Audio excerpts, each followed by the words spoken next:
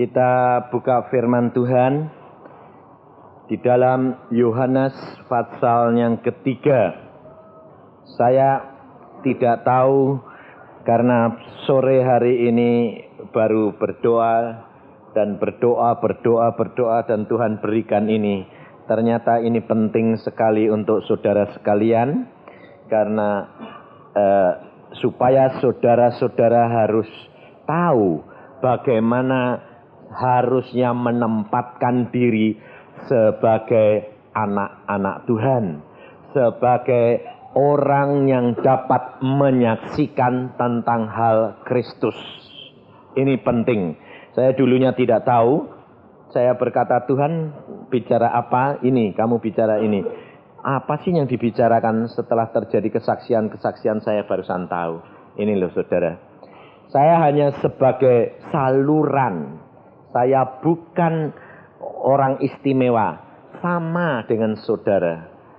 Saudara tadi mengenal, Yuni bilang apa? Siapa yang mendoakan dia? Seorang ibu. Tidak ada bedanya antara saudara dan saya hamba Tuhan. Percaya enggak? Yang penting saudara itu saya minta jadilah saksi Yesus. Pelaksana, ini loh, menyaksikan tentang hal Yesus. Ini yang penting. Kerap kali kita lebih senang menjadi pendengar daripada menjadi pelaku. Ini loh saudara. Maka engkau tidak akan dapat berkembang kalau engkau cuma mau dengar tapi tidak mau menjadi pelaku. Lakukan. Saya tidak ada yang istimewa. Saya selalu sudah katakan bahwa saya mau jadi hambamu Tuhan, tapi kalau engkau jamin aku sanggup melakukan. Ini loh saudara. Dan dia menjamin. Maka dari itu engkau pun dijamin. Karena firman-Nya ya dan amin. Lakukan. Tidak ada manusia yang istimewa kecuali manusia Yesus. Luar biasa. Maka dari itu saudara, kita harus baca firman Tuhan, lakukan, mulai praktek. Prakteknya di mana? Biasanya kalau ibu-ibu, bapak-bapak mau praktek di luar, takut toh? Takut apa sih sebetulnya yang ditakuti apa coba? Ayo, jujur. Nah, takut kalau yang dikatakan tidak jadi. Betul toh? Lalu malu. Malu itu apa toh? Gengsi dah. Benar enggak? Gengsi soalnya. Padahal kalau ditanya pengikut Yesus, iya. Tapi kok malu, gengsi. Loh, lah kalau gengsi itu kalau yang ditawarkan itu barang palsu, betul enggak? Barang tulen kok gengsi. Tapi nyatanya kalau ibu-ibu ini cari mendemonstrasikan atau mempromosikan barang yang jelek, lebih pintar apa enggak? Hah? Ayo. Barang cacat itu loh, berlian cacat kalau mau dijual bilang, bagus. Karena apa? Duit soalnya. Ini loh. Tapi kalau karena Kristus kok malu? Kenapa? Karena saudara tidak mengenal ajaibnya Yesus. Dan praktekkan mulai di rumah. Memang semua orang mengatakan bahwa saya dulu pertama kali saya menjadi hamba Tuhan, saya bilang Tuhan, orang tidak akan percaya pengalaman saya dengan engkau. Tuhan berkata, mau percaya atau tidak itu bukan urusanmu. Tapi kalau mereka mau melakukan, mereka akan melihat Allah yang ajaib dan engkau tidak aku tuntut. Ini loh saudara. Maka saya tidak peduli. Oh, saya tidak hanya Ibu Singgih yang hanya mengatakan bilang fantastis onsin. Oh, itu tidak hanya dia. Itu lagu lama buat saya. Sebab sudah 5 tahun dimaki-maki terus. Yang maki-maki bukan anak Tuhan, pendeta-pendeta. Malah merasa apa itu? Saya bilang biarin, tidak apa-apa. Tuhan sudah mengajar saya. Yang penting saya memang alami kok. Saya tidak bohong. Kalau saya bohong untungnya apa? Kamu masuk surga, saya masuk neraka. Saya bilang rugi, saya bilang enggak. Saya bilang pokoknya saya mengatakan apa adanya, engkau percaya boleh tidak. Tidak apa-apa. Kalau engkau percaya, alami sendiri, semuanya akan terjadi. Dan pengalaman-pengalaman anak-anak Tuhan luar biasa. Ini sudah mengalami. Benar-benar buktikan. Ini loh saudara. Mulai kalau sukar-sukar gini sajalah. Ini saya juga ajarkan bagaimana. Kalau mulai sulit, kamu takut, ndak gengsi. Kalau kucingmu atau anjingmu sakit, tumpangi tangan. Loh, kalau belajar dari binatang ndak malu toh? Oh, binatangnya ndak tahu kok. Loh, itu kenyataan, dipraktekkan. Ada seorang ibu yang takut dia. Aku ndak doa kok ndak pernah anjingnya itu kena mobil mau mati sudah engkak. Ditumpangi tangan, dalam nama Tuhan Yesus sembuh. Anjingnya lari jadi sembuh. Dia bilang, loh dek anjing kok cespleng ya. Nah, tapi kalau anaknya dewek nggak sembuh. Kenapa? Sebab kalau anaknya dewek itu dalam nama Tuhan Yesus sembuh, terus kelihatan sakit loh kok masih ya. Tapi kalau anjing mati ya ben, hidup ya ben, untung-untungan malah hidup. Nah, itu sebetulnya adalah percaya yang sungguh.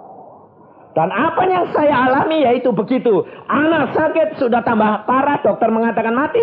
Saya bilang dalam nama Tuhan Yesus, Tuhan mengatakan stop semua obat. Tuhan berkata hanya dengan percaya engkau anakmu sembuh. Saya berkata stop semua obat. Dokter datang bilang, loh malah tidak mau kasih obat. Enggak. Kenapa? Karena Allahku berkata stop semua obat. Saya stop. Lah tambah mati. Ben mati ya mati. Ben. Loh ini Bapak Edan. Kalau masih ada kesempatan ya kasih anu. Enggak, saya ya mau. Tapi karena saya sudah berdoa dan dia sudah berfirman. Stop. Saya bilang. Engkau percaya enggak? Kalau kelihatannya tambah mau mati. Ayo ben urusannya Tuhan. Mati ya harus mau apa. Wong saya ya enggak bisa apa-apa. Saya bilang. Walah, orang kayak kamu ini ya sinting. Ya sudah, memang menurut dunia sinting. Buktiin saja nanti. Setelah memang benar-benar mau mati, saat itu malah Tuhan berkata, sembuh. Lalu dari mati, sembuh. Loh, setelah sembuh, dokter datang. Kok ajaib ya? Ya, pakai apa? Pakai nama Yesus. Dulunya piye? Mau mati. Setelah mau mati, ya sembuh. Ya, itu caranya Yesus. Ya toh? Yoni juga 4 kali masuk kamar mayat. Kalau tidak masuk kamar mayat, tidak hidup lagi dia. Itu memang gitu. Kalau Yesus mau bertindak, maka Yesus bertindak di dalam namanya sendiri. Firman-Nya digenapi. Ini terjadi di mana banyak kesaksian sudah disebarkan yang sudah mati 48 jam mati. Jadi 48 jam itu 2 hari 2 malam lah. Sudah mati. Saudara-saudara banyak baca toh kesaksian? Di mana seorang ibu mendoakan anak laki-lakinya 1. Dia doakan dari kecil, doakan, tetapi anak-anak ini bandelnya kayak orang itu tadi. Maunya ngerokok, maunya main, maunya segala macam. Akhirnya apa? Untung dia tidak kepegang polisi. Nah, orang yang saya saksikan ini adalah masuk penjara. Nah, karena utangnya dengan kejahatan banyak, sudah dikerjakan di tempat tambang. Akhirnya dia harus kerja paksa di pertambangan. Dan pada waktu terjadi roboh guanya, kalau orang kerja di tambangan kerap kali roboh, dia ketimpa dan mati. Lalu dikeluarkan, dia dimasukkan dalam kamar mayat. Mati, sudah mati. Nah, padahal ibunya mendoakan anak ini, ibunya sudah mati. Dan pada waktu ibunya meninggal, anak ini belum bertobat. Tetapi pada waktu anak ini mati, saudara tahu, dia jiwanya pergi. Pergi masuk ke alam maut. Di dalam alam maut dia tahu segala penderitaan luar biasa. Dan dia menengadah ke atas. Dia teriak, ibu. Dia teriak, ingat ibunya dulu berdoa. Dan dia lihat ibunya di surga, di Firdaus. Luar biasa sukacitanya ibunya. Ibunya sukacita, dia menderita. Lalu dia berkata, ibu engkau berdoa untuk aku. Lalu dia teriak, Tuhan tolong aku, ampuni aku. Dan itu jiwa itu belum, ternyata saudara tahu. Dia berteriak pada saat itu. Tuhan mengatakan, kamu kembali. Dan pada waktu orang ini mau dimasukkan kubur. Jadi dari kamar mayat digotong. Dari kamar mayat digotong. Nah, orang dua yang gotong ini, yang satu itu kepleset. Yang di belakang ini kena ada air, licin, kepleset, jatuh. Orang yang digotong ini jatuh kepalanya dulu. Gedok.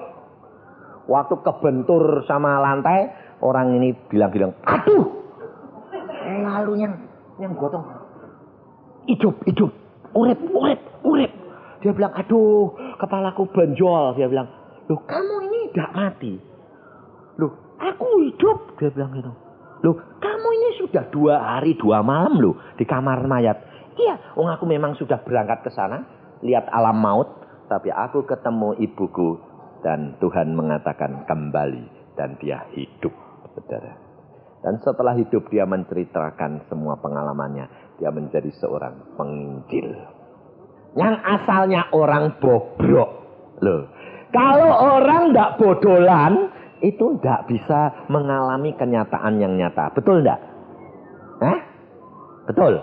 Nah iya, ibu-ibu tidak ngalami toh, karena merasa baik. Yang ngalami bodolan semua. Ya toh.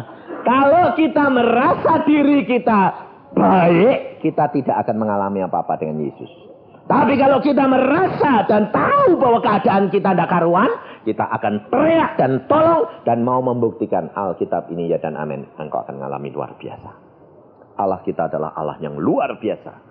Kita belajar firman Tuhan di dalam Yohanes pasal 3 ayat 22 mulai.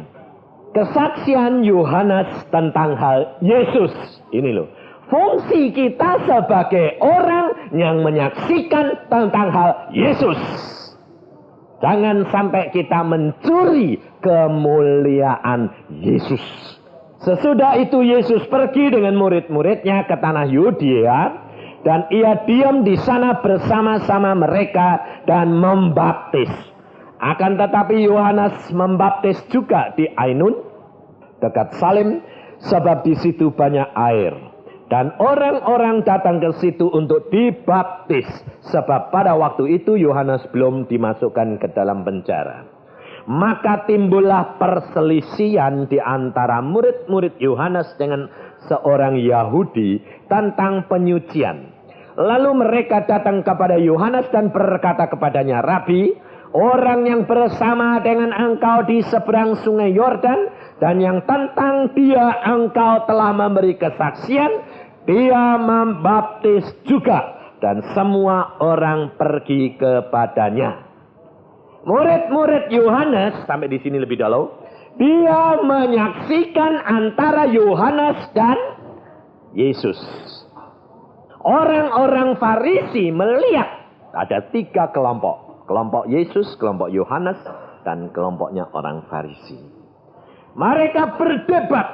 Kerap kali orang Farisi ini membandingkan antara kelompok Yesus dengan kelompoknya Yohanes. Hal ini juga terjadi sekarang, saudara. Di mana banyak ahli-ahli teologi yang pinter-pinter Alkitab, dia membandingkan, nyorot. Oh ini kelompok karismatik, oh ini kelompok ini, oh ini kelompok ini. Lalu dibanding-bandingkan. Sehingga mereka tidak mendapatkan pengalaman pribadi dengan Yesus. Karena apa? Karena hanya menonton. Saudara juga kerap kali datang ke persekutuan bilang apa toh? Apa toh persekutuan karismatik itu apa?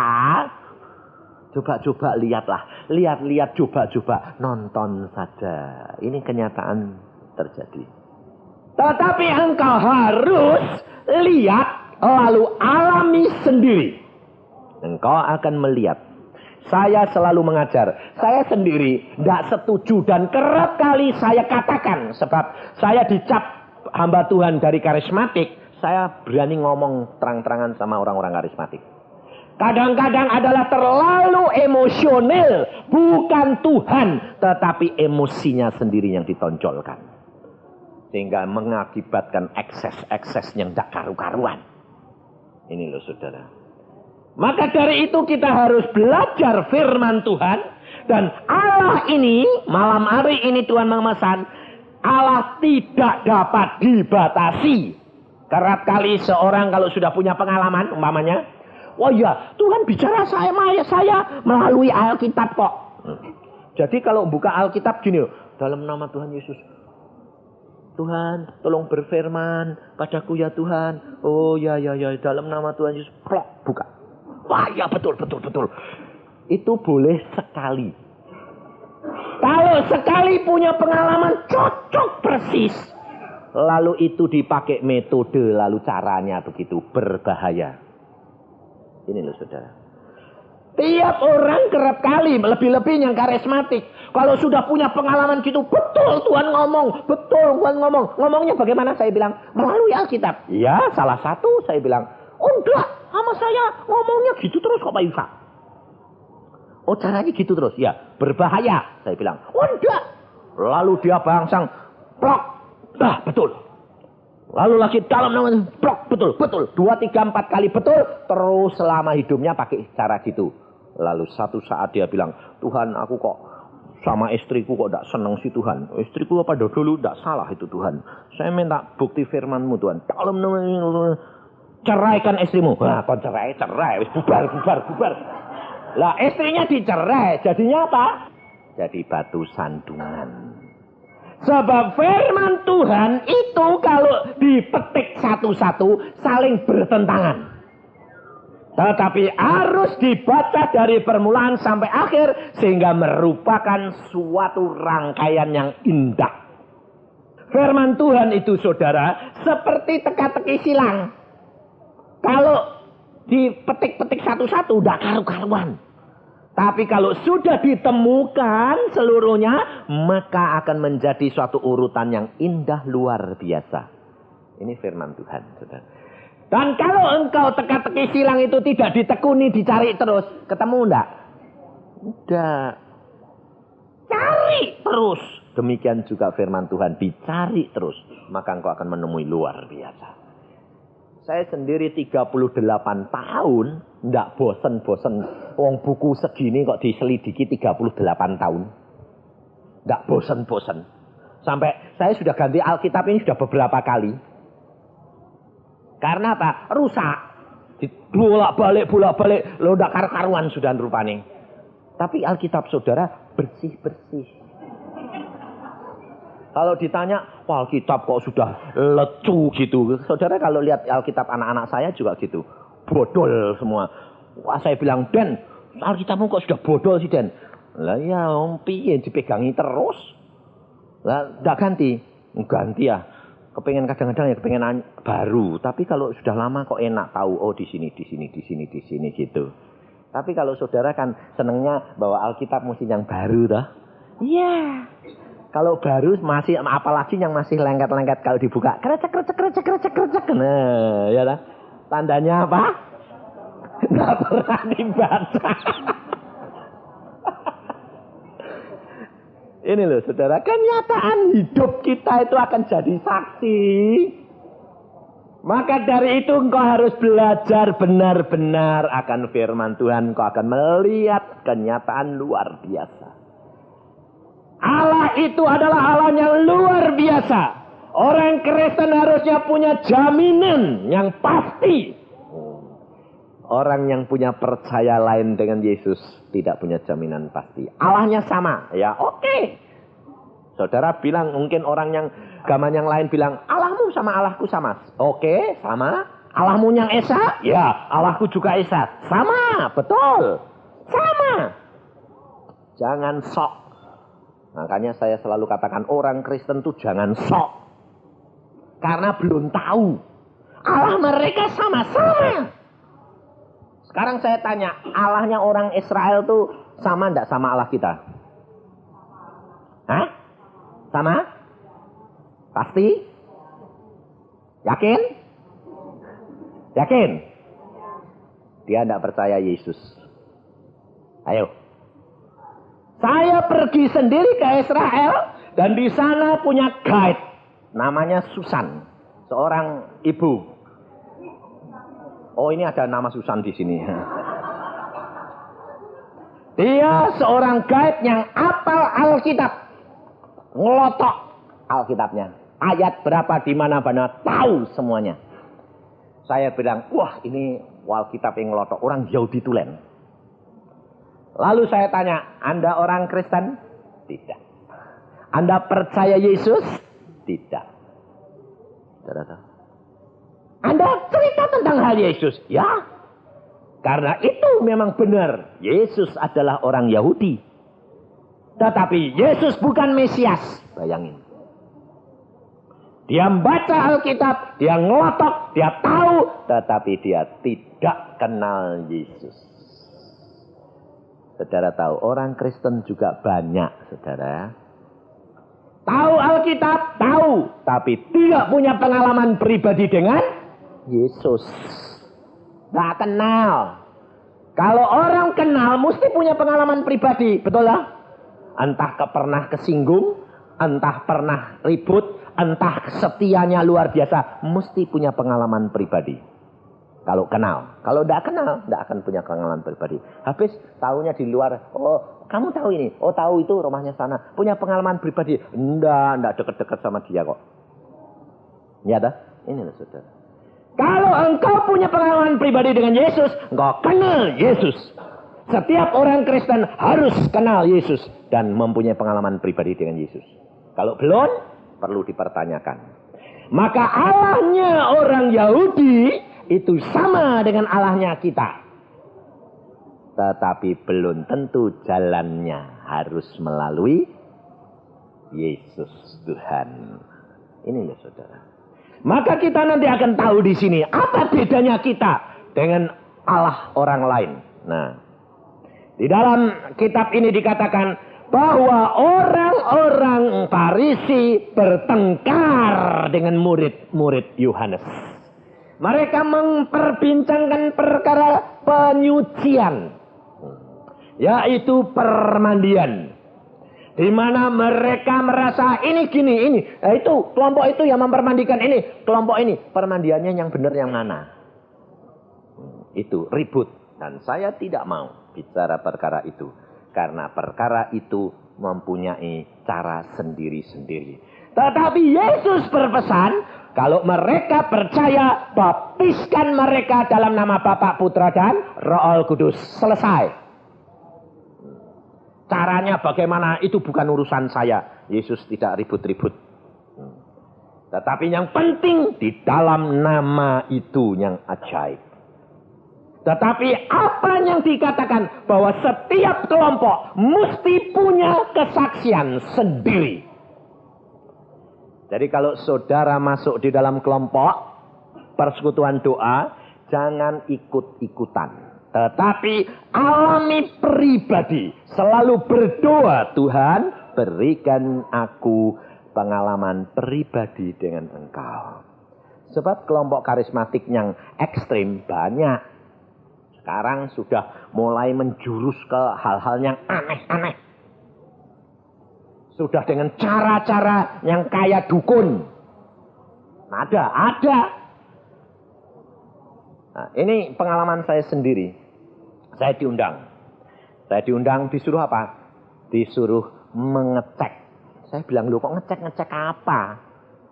Enggak Pak Yusa, ini bener enggak? Karunia-karunia ini. Ternyata salah. Satu orang, anak gadis. Wah, dia berkata, wah ya, sudah nyanyi-nyanyi. Saya sama adik saya diem saja sembahyang. Tuhan, kami ini ngapain di sini? Lalu mereka bilang, jatuh, blak. Aku diangkat Tuhan ke surga. Wah, sudah naik ke surga dia. Lihat ini, lihat ini, lihat ini. Wah, kamu tidak ada di surga. Yang ini ada. Wah, yang ada senang. Yang tidak ada bingung. Aku kok tidak ada. Dia ribut. Waduh, saya diam saja. Saya tidak ikut-ikut. Kemudian dia bilang, semua orang di sini percaya. Tapi hanya 2 orang yang tidak percaya. Saya mulai lihat adik saya. Saya sama kamu mungkin yang tidak percaya. Yang lain semua sudah percaya. Lalu dia sudah mengatakan, aku Yesus. Bayangin. Nyembah semuanya. Nyembah semuanya. Sebabnya apa? Setelah dia mengatakan, aku Yesus. Setelah itu dia bilang apa?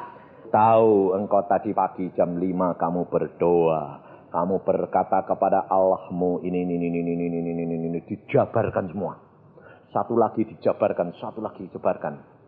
Setelah itu, iya betul. Wah, jadi lalu ini, aku Yesus datang kepadamu. Mari datang kepadaku. Wah, semua bilang, oh Tuhan. Lalu setelah itu, hanya 2 orang yang gak mau percaya. Dilihat, saya yang nongkrong sama adik saya sendiri. Saya gak lihat, saya diam saja. Saya bilang, Tuhan tak buka mata, tak lihat ya. Saya lihat, waduh ini piye ini. Bingung Tuhan. Ini sebetulnya siapa sih Tuhan Yesus? Saya bilang, Tuhan tuh diam saja. Lalu akhirnya orang itu datang kepada saya. Dia mau numpangin tangan saya, tidak berani. Tarik lagi. Mengapa kamu tidak percaya? Wah, langsung tertuding saya. Mengapa kamu tidak percaya kepadaku? Lalu saya bilang, Tuhan, ini sudah keterlaluan kok Tuhan. Aku dituding-tuding, dilihat orang sak sini banyak. Ini loh Tuhan. Saya bilang, lalu Tuhan mengatakan, sekarang kamu bertindak. Oke, lalu saya buka mata, saya bilang, dalam nama Tuhan Yesus, iblis, engkau tidak bisa tipu aku. Semua orang kamu tipu, saya tidak. Dalam nama Tuhan Yesus, nyatakan dirimu. Buak.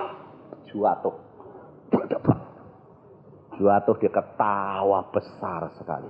Dia ketawa apa? Semuanya ketipu. Aku senang semuanya sudah ketipu dan percaya kepadaku. Saya tanya, siapa kamu? Yesus Lucifer. Bayangin. Saya bilang, kurang ajar. Kamu keluar. Saya bilang, dalam nama Tuhan Yesusku yang ajaib kamu keluar. Teriak keras keluar. Dan anak gadis itu menangis luar biasa. Dia bilang, Tuhan, aku mau. Kenapa kok yang dipakai yang masuk kok setan? Karena dia belum mengerti banyak tentang hal Alkitab. Baru percaya. Tapi sudah diagungkan. Sudah dikasihkan. Bahwa dia berkarunia besar. Ini. Padahal dia baru percaya. Belum tahu apa-apa. Maka dari itu saudara, engkau harus punya pengalaman pribadi. Baca Alkitab. Alkitab ini sumber segala-galanya. Yesus tidak akan membiarkan engkau dimasuki kalau hatimu tulus. Tidak mencari kemuliaan bagi dirimu sendiri. Maka engkau ikut Tuhan harus tulus hati. Kalau engkau tulus hati, minta karunia daripada Tuhan, tidak mungkin setan yang masuk. Jangan takut. Asalkan hatimu tulus. Sebab kalau engkau tidak tulus, setan itu tahu. Oh, orang ini bisa dimanfaatkan. Karena apa? Oh, ini orang mencuri kemuliaan Tuhan. Paling suka ini mencuri kemuliaan Tuhan.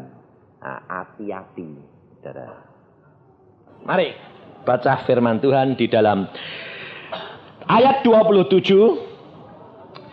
Tidak ada, ini kata-kata Yohanes Pembaptis.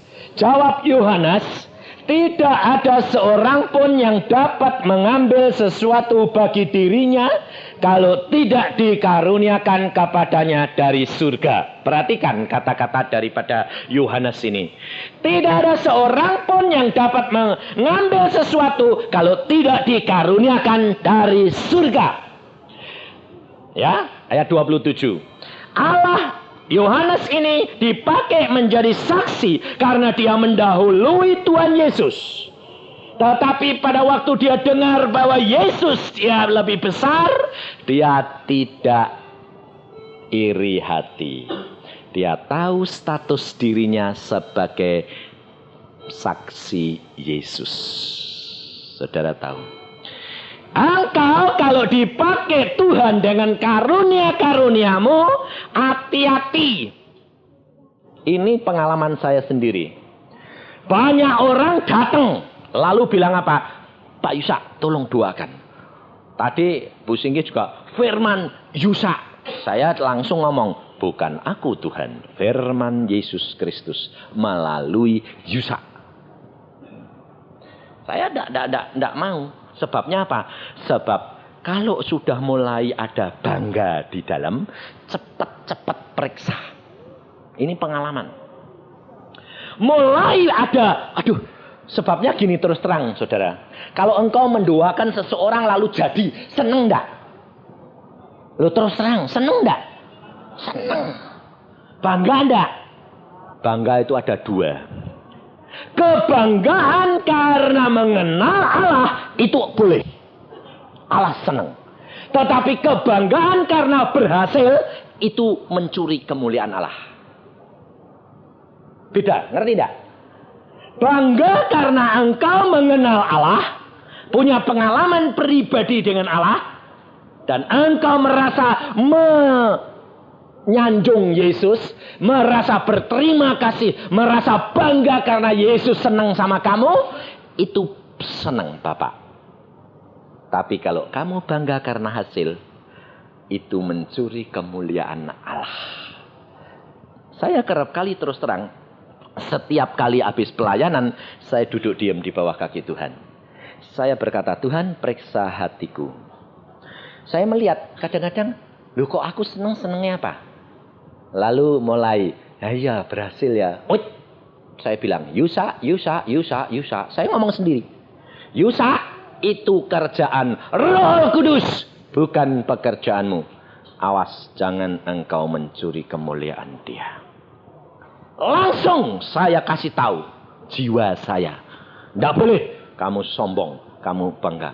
Tapi kamu bangga karena kamu kenal akan Roh Kudus, boleh. Karena itu ayatnya ada di dalam Yeremia pasal 9 ayat 24. Tetapi siapa yang mau bermegah, baiklah bermegah karena berikut, bahwa ia memahami dan mengenal aku.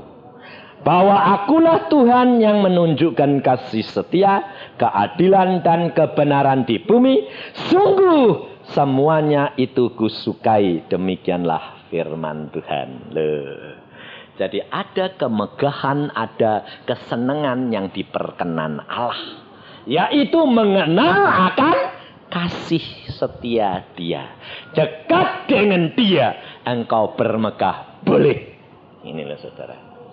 Maka dari itu kita harus belajar dari Yohanes Pembaptis sebagai seorang saksi.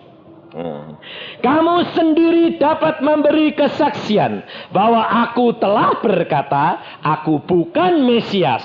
Ini pegang. Aku bukan Mesias. Aku hanya saksinya. Nah, tidak. Saudara dan saya saksi Yesus, tapi engkau bukan Yesus. Ngerti tidak? Engkau saksi Yesus, tapi engkau bukan Yesus. Tetapi engkau akan mengenal Dia, disempurnakan sama dengan Dia pada waktunya. Inilah saudara. Dan engkau akan diangkat tinggi-tinggi karena kata-kata daripada Tuhan Yesus sendiri. Kalau engkau jadi hambaku dan engkau memperkenan hatiku, maka aku akan tidak sebut engkau lagi hamba, tetapi sahabatku. Akan diangkat tinggi-tinggi oleh Yesus menjadi sahabatnya. Maka Yohanes berkata, aku bukan Mesias, tetapi aku diutus untuk mendahuluinya.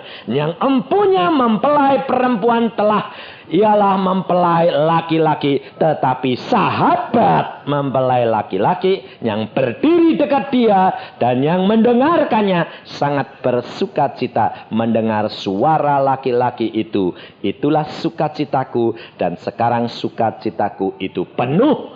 Ia harus makin besar, tetapi aku harus makin kecil. Itu saksi Yesus. Kerap kali kita nyanyi toh, dia harus makin bertambah, ya toh? Ku harus makin berkurang. Tapi nyatanya dia kurang, kamu tambah. Nih. Jadi kita harus selalu introspeksi. Maka diperlukan, kalau engkau menjadi saksi Yesus, diperlukan waktu untuk membaca Alkitab dan diperlukan waktu untuk berdoa.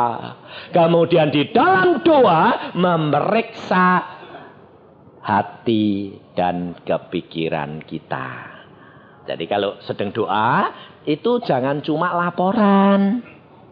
Anak Tuhan kalau sembahyang cuma laporan, tidak sembahyang. Sebab demikian datang, ya Tuhan aku datang, ampuni dosaku, lalu membeberkan masalahnya dari A sampai Z. Sudah dibeberkan, lalu bilang apa? Dalam nama Tuhan Yesus aku minta, amin. Berarti itu laporan, saudara. Tapi engkau kalau berdoa, beberkan semua, setelah itu engkau berkata, Tuhan, periksa aku, apa kehendakmu di dalam aku. Apa yang aku lakukan bercermin dengan Yesus. Maka engkau akan dibukakan. Luar biasa. Caranya saudara belajar kepekaan, ya begitu. Mengenal akan pribadi jiwa di sendiri. Aku tadi melakukan gini, aku ngomong gini. Aduh, kenapa aku ngomong gitu ya? Sampai akhirnya suami saya jengkel, anak saya jengkel, istri saya jengkel. Saya periksa, aku tadi coba aku tidak nanggapi omongan dia, tidak jadi salah kaprah toh. Seandainya saya diem, aduh aku sing salah. Nah, itu belajar peka. Demikian juga dengan Yesus. Engkau belajar peka, belajarnya bagaimana? Kepengen dengar suara Allah enggak? Hah? Allah itu kudus, suci atau dosa? Allah mau bicara sama orang suci atau mau bicara sama orang dosa? Hah? Suci toh? Nah, jadi kalau mau belajar peka terhadap suaranya Allah, belajar peka terhadap dosa. Kalau kamu peka terhadap dosa, otomatis suci toh? Mau berbuat ini, dosa. Mau berbuat ini, dosa. Nah, suci terus toh? Nah, kalau suci terus suaranya dia dengar enggak? Dengar. Ini. Belajar dulu pengalaman fakta dengan Yesus, maka engkau akan luar biasa. Saya kerap kali setan ngomong dengar. Dalam persekutuan gini ini, saya sembahyang, kalau setan ngomong bisik-bisik saya dengar. Aneh enggak? Saya sampai kadang-kadang, siapa sih yang bisik-bisik? Saya tidur di Tawangmangu, saya sedang sembahyang sendiri. Tuhan, ini loh keadaanku ini lelah, gini. Ada orang ngomong, iya, ini kan tempatku, kenapa kamu tempati? Saya bilang, ini yang ngomong kurang ajar, siapa ya? Tak tunduk, setan, kurang ajar. Kamu nongkrong di situ ya? Ayo keluar, nggak bisa, ini tempat saya. Saya kan yang punya ruangan ini. Saya hamba Allah dan Yesus Kristus Raja sudah mengalahkan engkau. Dalam nama Yesus keluar. Aku punya hak. Ngomel. Ngomong tempatku kok diusir. Tapi dia ngomong-ngomong gitu tapi lari. Saya bilang, Tuhan, tadi kok setan? Iya, dia ada di sini. Tidak apa-apa, biar dia ngomel karena kepanasan, karena ada kamu. Jadi kalau ada terang, anak-anak Yesus. Yesus berkata apa? Engkau adalah terang dunia. Setan itu sakit sekali kalau kena sinarnya Allah. Datang. Ada seorang yang jahatnya di dunia luar biasa. Lalu dia mati, dia ngutuki Allah. Dia berkata gini, Allah engkau tidak adil. Kenapa kamu masukkan tempat yang paling dalam di dalam alam maut ini? Gelap gulita. Tapi engkau di tempat terang. Kalau engkau adil, coba aku bawa ke tempat surga, tempatmu. Lalu pada waktu itu Tuhan berkata, manusia, kau mau lihat keadilanku? Baik, ikut. Lalu dia perintah malaikatnya untuk mengambil manusia itu ke tempat terang. Pada waktu dia dibawa ke hadirat Allah, tempat yang terang, dia teriak-teriak bagaimana? Sakit, sakit, sakit. Tambah dekat Allah, tambah terang, dia berteriak, sakit, sakit. Aku dah kuat terhadap terangmu ini. Lalu Allah berkata, aku adil tidak kalau aku tempatkan kamu di tempat yang paling gelap. Dia berkata, betul Allah, ternyata engkau adil. Aku selama di dalam dunia penuh dengan kejahatan. Dan ini tempatku yang paling dalam dan itu yang paling lumayan. Dibandingkan kalau aku di tempat terang. Aku tersiksa oleh sinar terangmu. Inilah saudara. Jadi nanti di dalam surga pun ada tingkatan-tingkatan. Ada di dalam ayatnya. Ada. Jadi kalau saya berkata itu bukan main-main. Ada.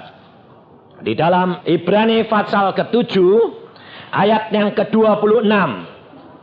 Nah, saudara, tergantung saudara mau naik ke tempat yang paling terang atau mau naik yang remeng-remeng sajalah, tidak apa-apa. Sebabnya apa? Kalau di tempat yang paling terang tidak kuat. Karena apa? Di dunia tidak terang.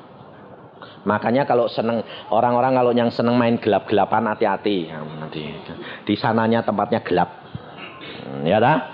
Kalau yang seneng terang, terang ya. Tapi terangnya itu macam-macam. Ada yang putih, ada yang terangnya redup. Pakaian putih itu macam-macam toh. Biru kebiru-biruan, putih kemerah-merahan, putih mangkak ya ada ya dah. Ada sampai letak itu putihnya ya ada. Zaman sekarang itu putihnya macam-macam, ada yang putih kuning, ada yang putih segala macam tetek bengek itu. Sebab imam besar yang demikian, ya Ibrani 7:26, yang kita perlukan yaitu yang saleh, tanpa salah, tanpa noda, yang terpisah dari orang-orang berdosa dan lebih tinggi daripada tingkat-tingkat surga. Ada enggak tingkat-tingkatannya? Hah? Ada. Lah kamu mau masuk tingkat yang mana? Hah? Atas. Wah, kepengen atas. Kalau atas duduk bersama dengan Yesus harus saleh, tidak berdosa. Maka itu saudara tahu, di dalam dunia sekarang ini engkau harus berjuang. Sekolah, dididik, berjuang untuk mencapai tingkat yang teratas. Nanti coba, nanti kalau sudah pada pulang semua, ketemu di mana? Ya toh? Makanya saya itu terus terang berjuang. Saya bilang, Tuhan, saya bawa firman lo, tapi aku tidak mau kalah sama mereka. Nanti tahu-tahu selamat datang. Lah dia naik terus, saya ketinggalan. Tidak mau aku bilang gitu. Aku mau Tuhan bersama dengan engkau. Lalu Tuhan mengatakan, baca firman, lakukan. Periksa diri terus menerus, maka akan meningkat ke tingkat yang lebih tinggi. Firman Tuhan selanjutnya berkata apa? Ada hal yang penting setelah kita menyadari bagaimana kedudukan kita sebagai seorang saksi. Perhatikan, jaminan Allah di dalam Yesus Kristus. Ayat yang ke-32. Iya, Yesus memberi kesaksian tentang apa yang dilihatnya dan yang didengarnya. Tetapi tak seorang pun yang menerima kesaksiannya itu. Siapa yang menerima kesaksiannya itu, ia mengaku bahwa Allah adalah benar. Sebab siapa yang diutus Allah, dialah yang menyampaikan firman Allah. Karena Allah mengaruniakan rohnya dengan tidak terbatas. Perhatikan. Yesus itu nabi atau tidak? Hah? Loh, saudara tahu Yesus itu nabi apa enggak? Nabi. Apa bedanya Yesus dengan Nabi Musa? Apa bedanya Yesus dengan Nabi Muhammad? Nabi Gongcu? Ayo. Nabi Buddha? Nabi William? Apa bedanya dia dengan nabi-nabi yang lain? Hah? Dia ada ini loh. Allah mengaruniakan rohnya tidak terbatas. Bedanya. Kenapa dibedakan? Karena Allah tahu bahwa nabi-nabi yang lain itu tidak dapat melakukan syarat-syarat agamanya. Dan Yesus dikirim ke dalam dunia, dia harus sanggup melakukan syarat agama orang Yahudi. Karena dia lahir menjadi bangsa Yahudi, maka dia harus menggenapi syaratnya Musa. Musa sendiri tidak sanggup, tapi Yesus sanggup. Karena dia diberikan roh Allah yang tidak terbatas. Karena dia diutus oleh Allah pribadi. Maka dari itu ini bedanya. Jaminan orang Kristen adalah lebih daripada yang lain. Agama lain tidak menjamin. Cuma menganjurkan bagaimana cara masuk ke surga. Tapi Yesus menjamin. Karena apa? Karena ditulis di dalam Alkitab. Disaksikan oleh Yohanes Pembaptis. Ayat 35. Bapa mengasihi anak dan telah menyerahkan segala sesuatu kepadanya. Barang siapa percaya kepada anak, ia beroleh hidup yang kekal. Tetapi barang siapa tidak taat kepada anak, ia tidak akan melihat hidup, melainkan murka Allah tetap ada di atasnya. Ini kesaksian Yohanes Pembaptis. Karena Yohanes Pembaptis itu adalah punya rohnya Elia. Tapi bukan jiwa Elia. Di dalam kehidupan kekristenan tidak ada inkarnasi. Di dalam agama yang lain ada inkarnasi. Yang dinamakan inkarnasi adalah jiwa orang itu kembali. Tapi di dalam Alkitab jiwa tetap. Yang masuk di dalam Yohanes Pembaptis rohnya Elia, tapi bukan jiwanya Elia. Jiwanya adalah jiwanya Yohanes Pembaptis, tapi rohnya Elia. Buktinya di mana? Di dalam Alkitab pada waktu Yohanes Pembaptis di dalam penjara, dia suruh muridnya tanya kepada Tuhan Yesus, tanyakan, apakah engkau yang akan datang? Loh, pada waktu dia di dalam penjara, di dalam penderitaannya, rohnya sudah mulai tidak peka, jiwanya tidak kenal Yesus. Dia tanya, apakah engkau yang akan datang? Ini jelas jiwa Yohanes, bukan jiwanya Elia. Tapi rohnya adalah roh Elia. Kalau dia sedang dikuasai roh Elia, dia tahu siapa Yesus.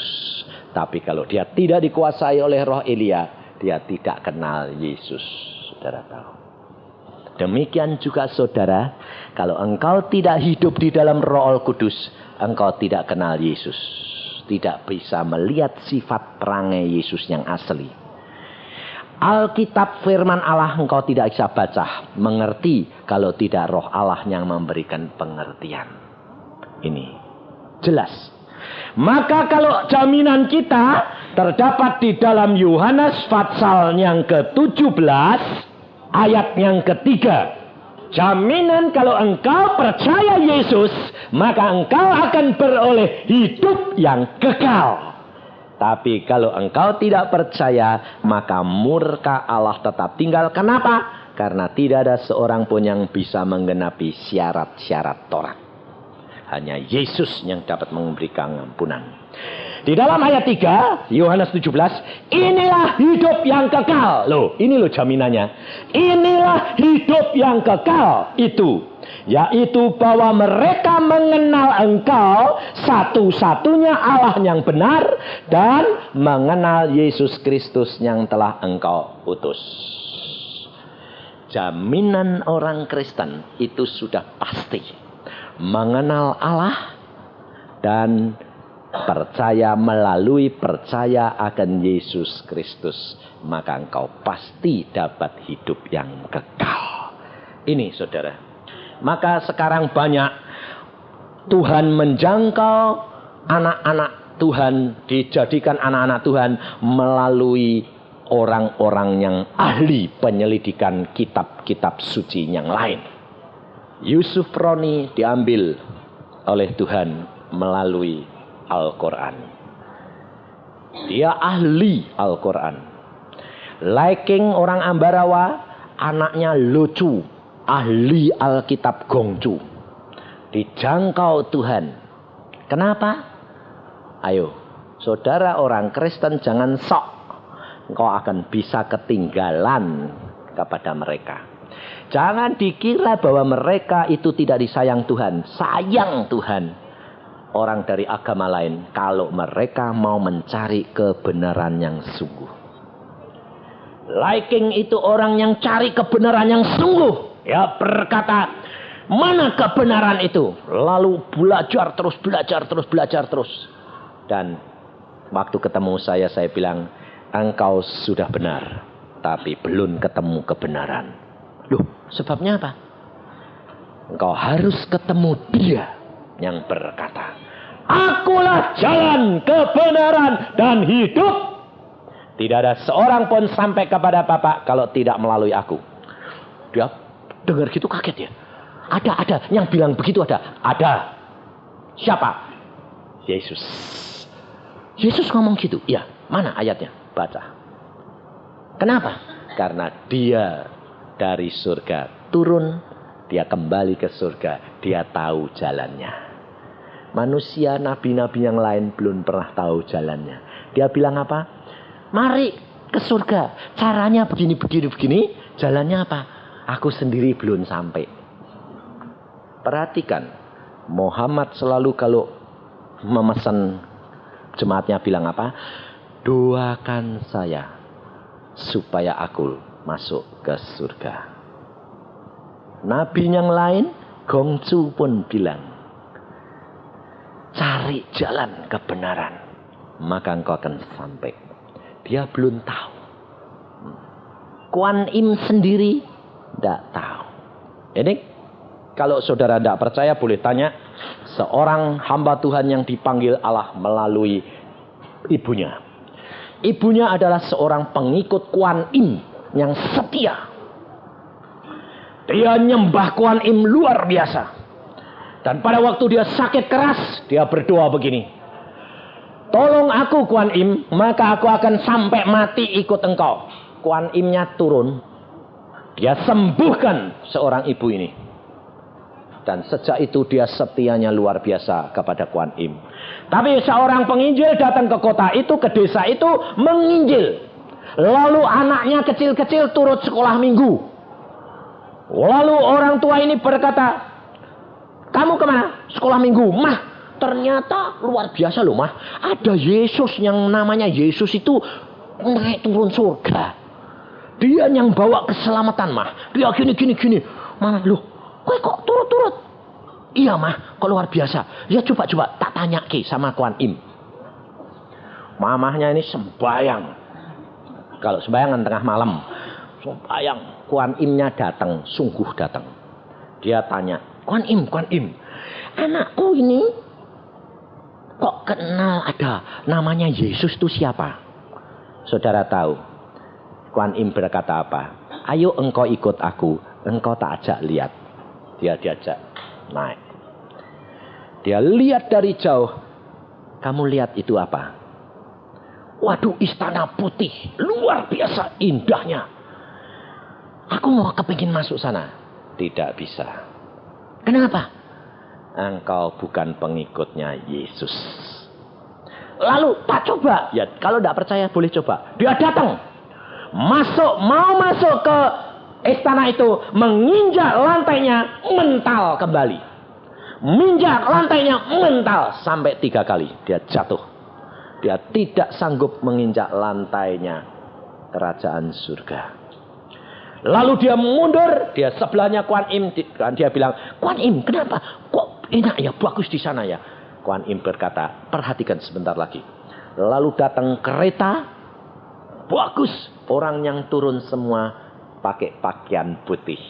Yesus di depan dan belakang pengikutnya. Semua dengan sukacita masuk ke dalam kerajaan surga. Nginjak itu dengan santai. Semuanya masuk. Dia tanya sama Kuan Im, kenapa bisa begini? Kuan Im berkata, semua agama akan lenyap kecuali Yesus punya. Tapi engkau tidak boleh mengingkari janji. Kau sudah janji turut aku.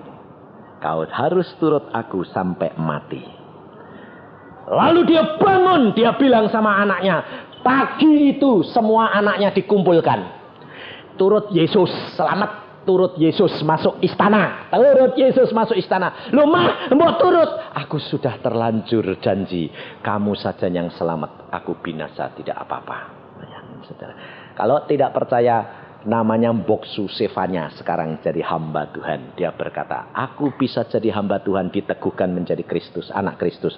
Karena ibuku yang menyaksikan sendiri. Ini saudara, tinggal terserah kehidupan saudara. Mau masuk istanakah? Mau masuk di mana? Itu pilihan Anda. Masuk istana? Iya. Di mana? Halamannya saja. Ya silahkan. Saya mau duduk dengan Yesus di dalam istananya. Mau pilih mana? Berjuang di dalam pendidikan di dalam dunia untuk mencapai tingkatan yang sempurna. Amin.